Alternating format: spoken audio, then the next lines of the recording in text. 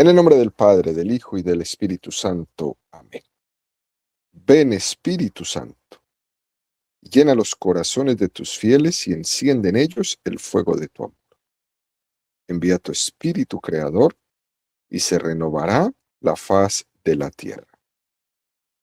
Estamos estudiando el Catecismo de la Iglesia Católica, su tercera parte, la vida en Cristo. Segunda sesión, los 10 mandamientos.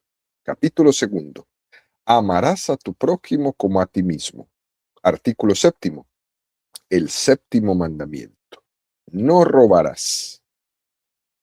Habéis oído que se dijo, no robarás. Éxodo 20:15, Deuteronomio 5:19, Mateo 19:18. Continuamos subiendo el monte Sinaí de la mano de Moisés a recibir allá arriba los 10 mandamientos. Son 2.285 metros que mide el monte Sinaí. El catecismo dedica 505 números al estudio de los 10 mandamientos.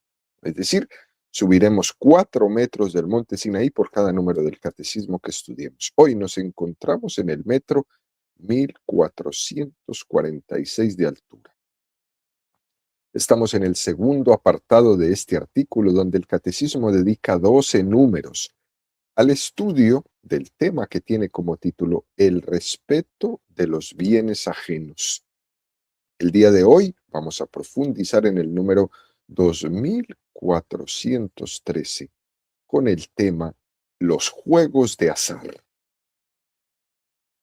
Número 2413 del Catecismo de la Iglesia Católica dice: los juegos de azar, de cartas, etc., o las apuestas no son en sí mismos contrarios a la justicia. No obstante, resultan moralmente inaceptables cuando privan a la persona de lo que le es necesario para atender sus necesidades o la de los demás. La pasión del juego corre peligro de convertirse en una grave servidumbre. Apostar injustamente o hacer trampas en los juegos constituye una materia grave, a no ser que el daño infligido sea tan leve que quien lo padece no pueda razonablemente considerarlo significativo. Es un número extraordinario que nos saca a la luz un tema del cual nosotros nunca o casi nunca hacemos reflexión. Los juegos de azar, pero uno diría, ¿pero qué es eso? Y este número 2413 no es para llevarnos a ser personas escrupulosas, ¿no? Pegados de cualquier cosita, donde todo es pecado. No, no. Quiere plantearnos en nuestra vida el poder vivir una totalidad de vida a la luz de Dios, incluso en detalles como estos. Lo que la Iglesia quiere proponernos es que toda nuestra vida tenga plena coherencia y que no haya comportamientos estancos en nuestra vida. Somos cristianos y en muchos aspectos de nuestra vida damos testimonios hermosos, pero al mismo tiempo estamos expuestos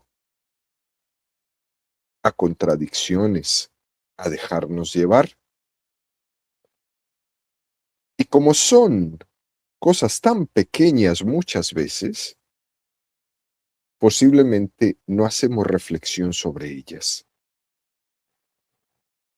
Por eso el catecismo en este número quiere enfatizar en dos: los juegos de azar y las apuestas.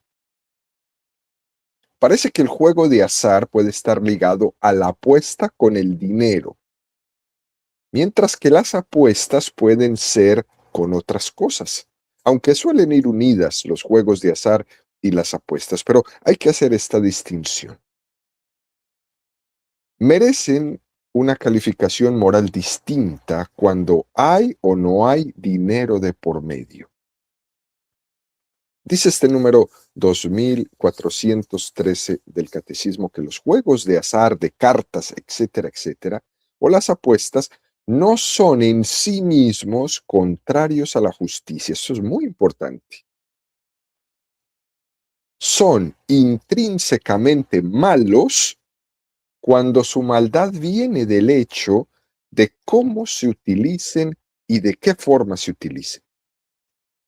Y hay cosas que sí que son intrínsecamente malas. Los juegos de azar, ¿no? Todos juegos de diversión, juegos de mesa, etcétera, etcétera. La razón del por qué no son intrínsecamente malos es porque también de ellos rescatamos unas virtudes. Por ejemplo, primera virtud de los juegos de mesa, el encuentro. Sentarse un día a jugar cartas en tu casa, con tus hermanos, con tus tíos, con tus abuelos, con tus primos, con tus padres, favorece el encuentro entre nosotros, entre la familia, entre la sana convivencia. Y eso es muy, muy bonito. Fijémonos cómo en todo esto lo que ha hecho mucho daño es, por ejemplo, la introducción de la televisión, del internet, de las redes sociales, que ya no nos permite sentarnos simplemente en una mesa a jugar. Los niños hoy día crecen y no saben jugar al tío rico, no saben jugar al parchís, no saben jugar a las cartas, no saben jugar nada, porque simplemente están colapsados por las redes sociales en un teléfono todo el tiempo y se aíslan. Hemos sustituido en gran parte los encuentros familiares que solían tener lugar en torno a los juegos de mesa por el silencio de una pantalla. Dentro de los males, ¿no?, morales que acarrea nuestra cultura es precisamente el aislamiento que ha provocado muchas veces todos los juegos de videos, por ejemplo. Hay un tipo de juegos que aíslan mucho y que no crean convivencia. Y no podemos decir que sean intrínsecamente malos, pero no tienen esas virtudes de encuentro como tienen otros juegos. Por esto hay que intentar, queridos amigos, introducir dentro de nuestras familias esos juegos que suponen una invitación a tener relaciones humanas. Y no únicamente a nivel familiar, también el encuentro entre las amistades, el encuentro entre las personas que viven en soledad. Tener la experiencia de irse a jugar las cartas con los ancianos en un asilo, o jugar al dominó, o jugar al ajedrez. Esto es importante, hacerse en su vida esa experiencia. Si alguien nunca la ha hecho, está tarde, está tarde para hacerlo. Una segunda virtud puede ser la sana distracción. La sana distracción es un valor que nos invita a tener el equilibrio en nuestra vida entre el trabajo, la oración, la educación, la formación, la escuela, el descanso. La distracción sana es importante. Cuando no hay este equilibrio, entonces la persona termina buscando tubos de escape muy dañinos en su vida. No podemos ser todo el tiempo Bacos, no podemos tampoco ser todo el tiempo Apolos. Necesitamos tener un equilibrio. Cuando no tenemos una distracción sana, consciente y libremente elegida, nos podemos sorprender a nosotros mismos cayendo en otras cosas que, que no son tan contractivas, que no nos ayudan, que incluso no nos dejan unos buenos resultados, menos unas buenas experiencias en nuestra vida. Y es verdad que cada uno es distinto, sí, que cada uno conjuga de una manera distinta ese equilibrio, sí, pero hay que lograr buscar estos momentos de encuentros para no aislarnos. Por ejemplo, cuando se vive en un régimen de vida comunitaria, como cuando se está en la escuela, en un internado, por ejemplo, o en la universidad y se vive ahí, hay un horario que es más marcado, pero dentro de ese horario siempre hay posibilidades de que uno dé más tiempo a unas cosas que a otras. Pero cuando no se vive ese horario de vida comunitaria, o por ejemplo, las religiosas en el convento, o los seminaristas en un seminario,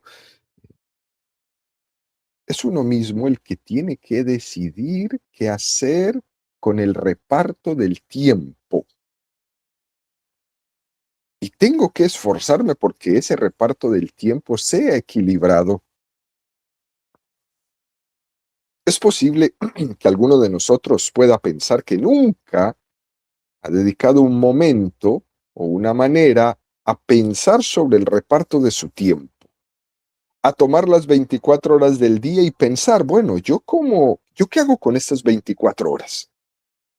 Es decir, 8 son durmiendo, así que me quedan 16.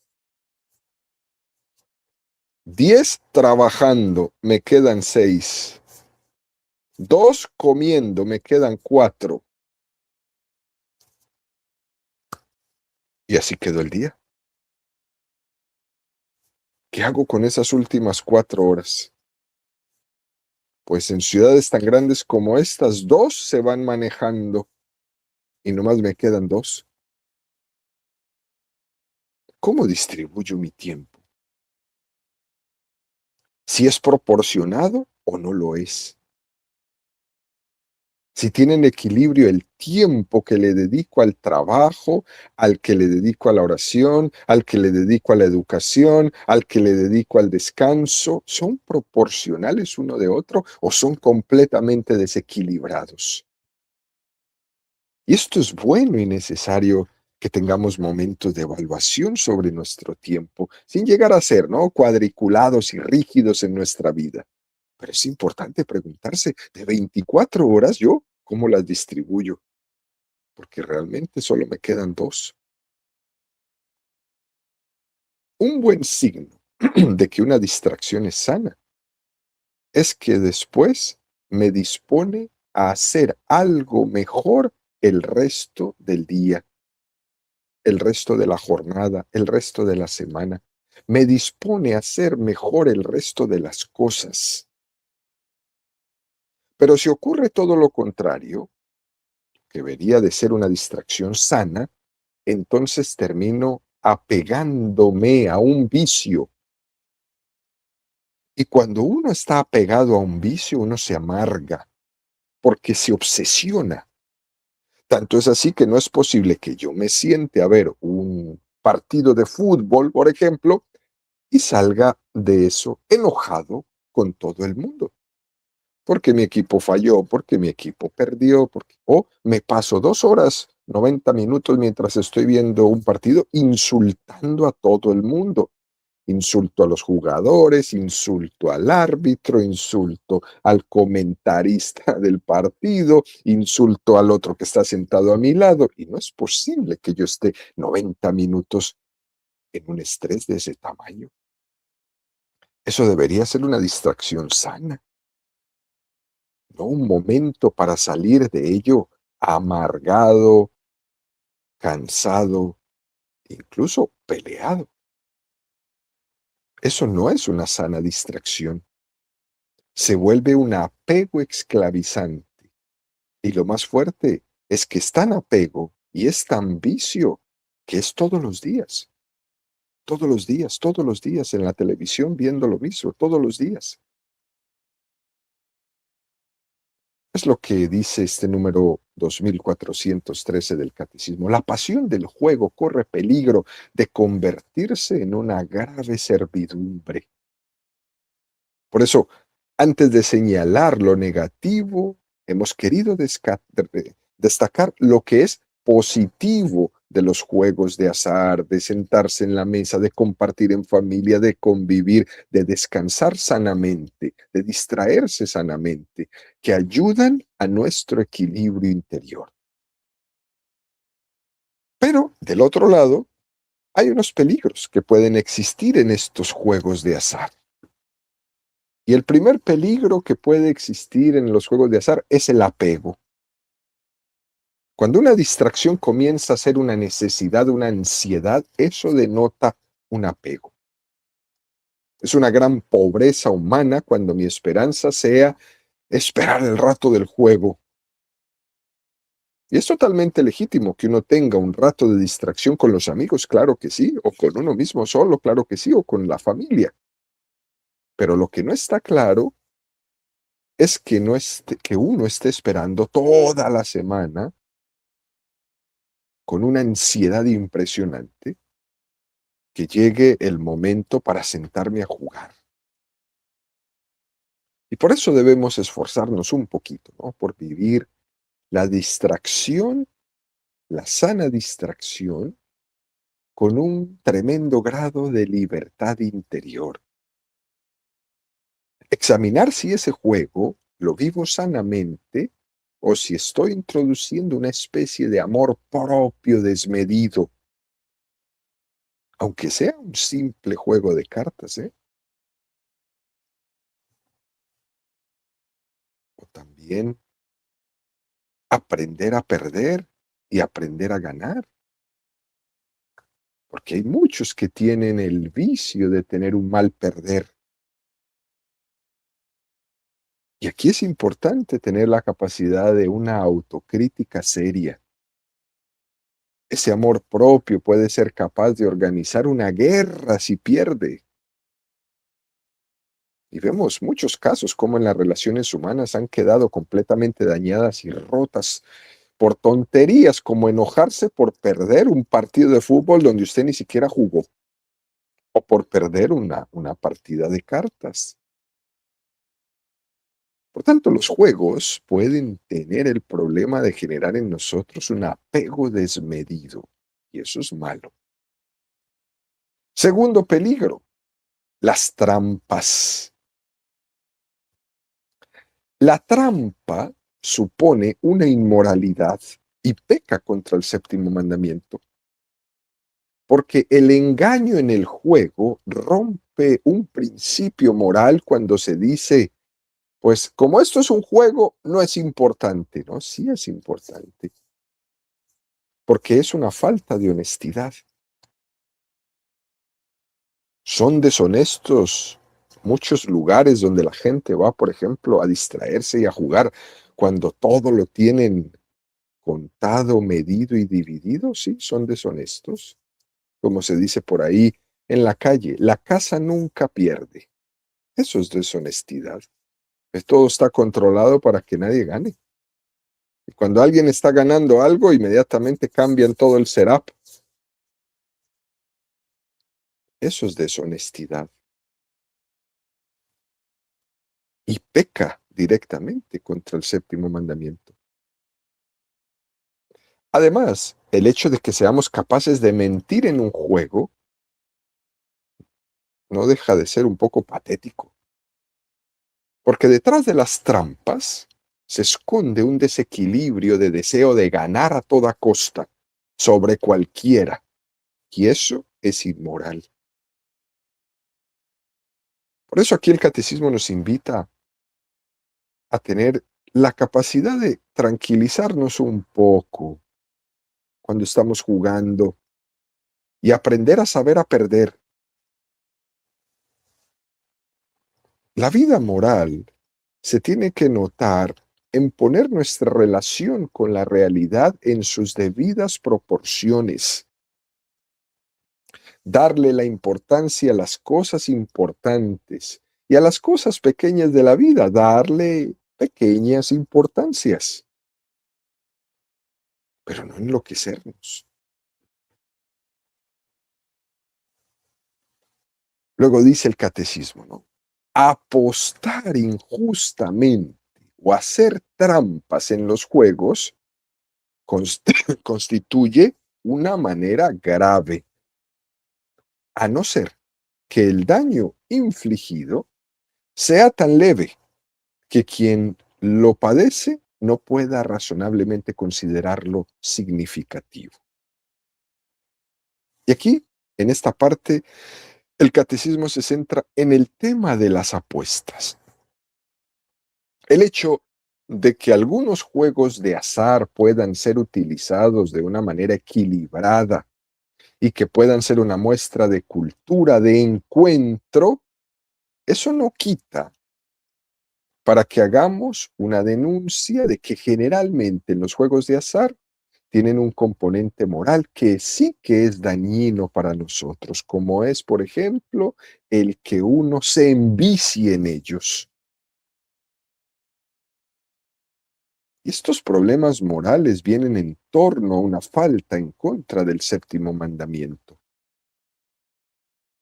Y aquí volvemos a esa frase tan hermosa, a ese pensamiento de San Basilio el Grande en el siglo IV.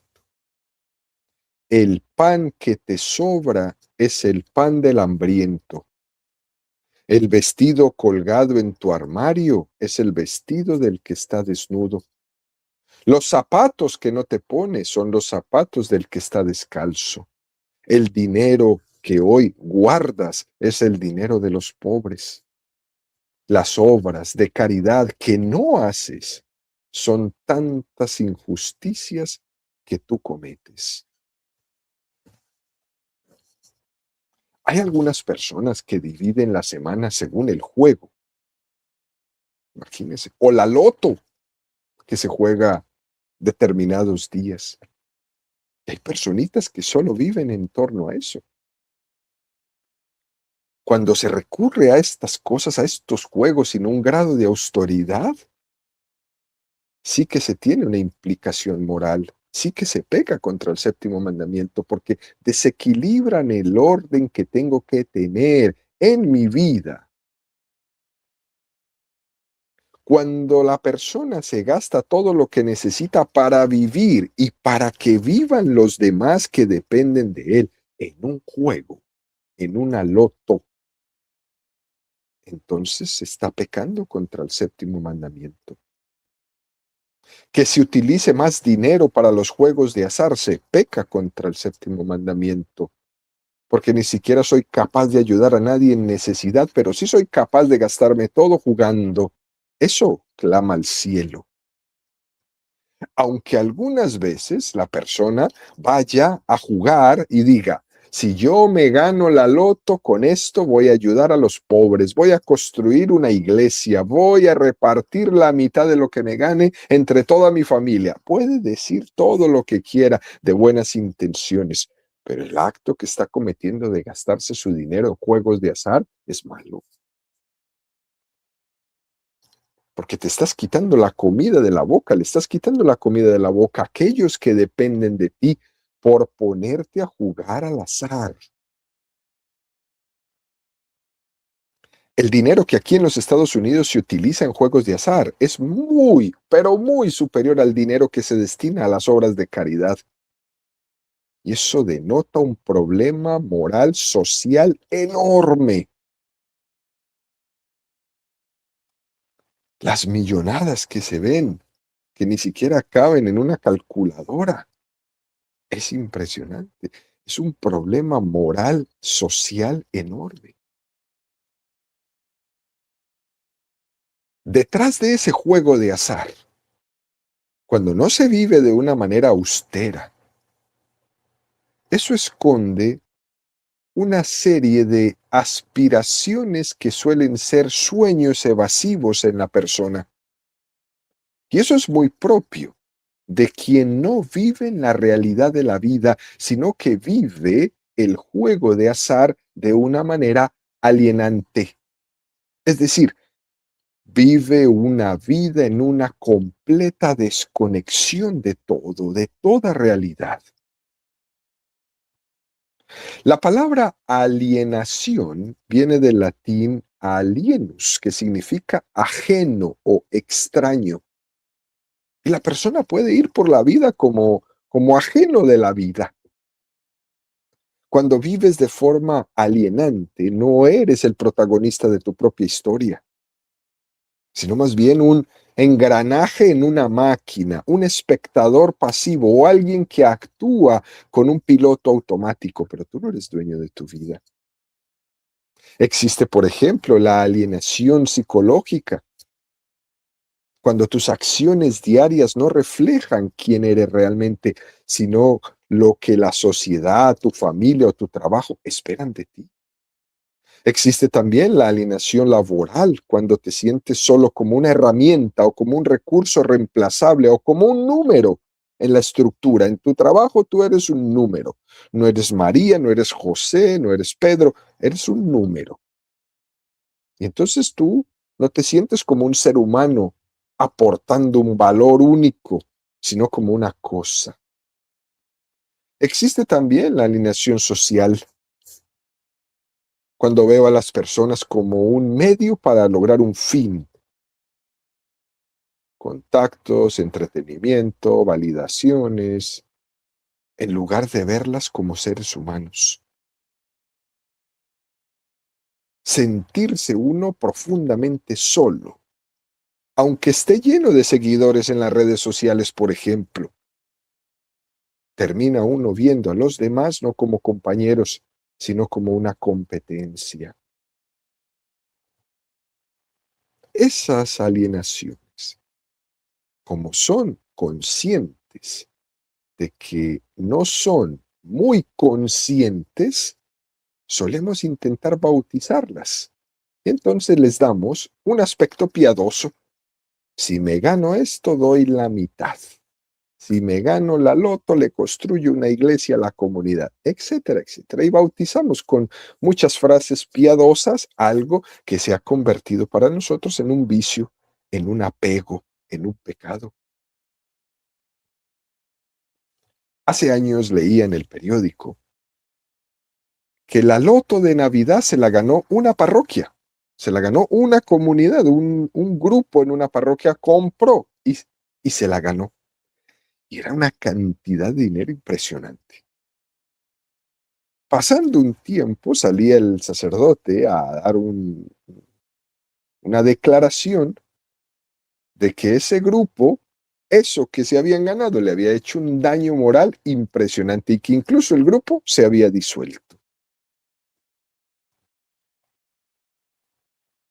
Estas apuestas y todo este mundo del azar acarrea problemas familiares supremamente serios. Conllevan un engaño dentro de la familia muy serio. Y se termina por desatender los deberes familiares y no digamos ya los deberes con los más pobres, con los necesitados. Y la gente se pierde en el juego, se pierde en el juego. Nos gastamos el dinero jugando desequilibradamente. Y eso nos lleva a mentir en el seno de la familia, a mentir en el trabajo. Y eso ya es bastante grave. Esa compulsividad en la adicción a las máquinas tragamonedas, por ejemplo. Es increíble entrar uno a una gasolinera, por ejemplo, y ver gente sentada ahí jugando en el tragamonedas, en los casinos, sentados todo el día, horas y horas y horas, gastándose todo, absolutamente todo lo que trabajan con una afición de que a lo mejor van a ganar algo. Es muy triste que hayan personas que construyan sus riquezas en su vida a costa de la compulsividad y de la esclavitud de otras personas. Y es muy triste también que haya personas que construyan su pobreza, su miseria, a costa de su compulsividad y de su esclavitud en el juego. Las dos cosas son supremamente tristes. Uno vive del otro.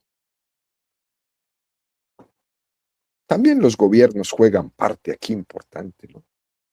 Permiten hacer todos estos centros de juegos, centros de azar, casinos y cosas de estas, porque la gente cuando está ahí paga muchos impuestos, porcentajes muy altos. Y entonces, eso le conviene al gobierno. Como existen esas adiciones, me aprovecho de eso y saco el mejor provecho en los impuestos para las arcas del Estado. Tal vez lo correcto sería procurar sopesar la legalidad de algunos de estos juegos, porque le implican un perjuicio personal y familiar muy grande a las personas. Y no deberíamos como sociedad estar alimentando estos vicios.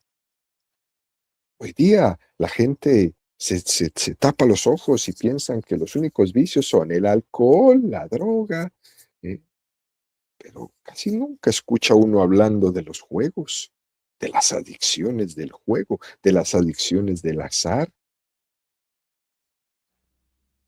casas de apuestas, donde el juego y las apuestas se viven de una manera desquiciada, pecaminosa totalmente.